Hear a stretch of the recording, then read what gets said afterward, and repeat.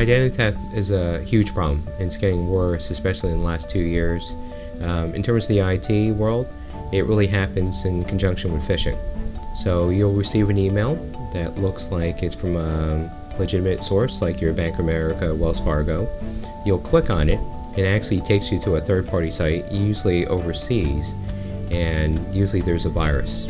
Or if there's not a virus, what they'll do is they'll ask you to reset your password. So they'll ask you for some personal information, like your date of birth, your social security number, and once you enter that, they have your personal info, which is very hard to get back. Recently, I've seen a phishing attempt that I received myself from Microsoft to reset my Office 365 password. And what I did was, it looked legitimate, so I printed it out, and I opened a previous email I received from Microsoft, and I compared the two, and I couldn't tell the difference between the two.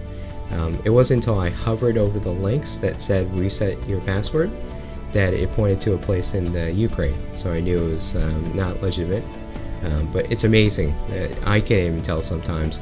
I decided just to ignore that email, go to the Microsoft site myself, and reset my password just for security purposes. You're a victim of identity theft. I think the most important thing is to notify that company. So if you clicked on a phishing attempt that said Wells Fargo, you call the bank, you change your passwords. I would ask to freeze your accounts or to get a new credit card or a new ATM. That's the most important.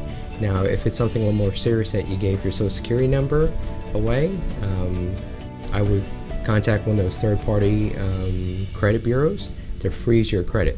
So all of them have some sort of option that you can freeze your credit. So if someone applies for credit against your social security number, they would have to contact you for approval. Well, you can prevent identity theft through awareness. That's number one. It doesn't matter how much security you have.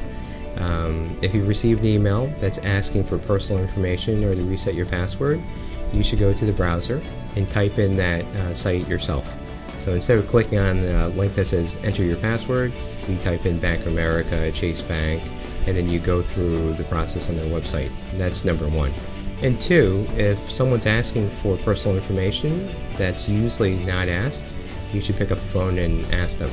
Call that enterprise or that business and just to verify before providing information. If you'd like to learn more about identity theft, please read our white paper blog at linkai.com.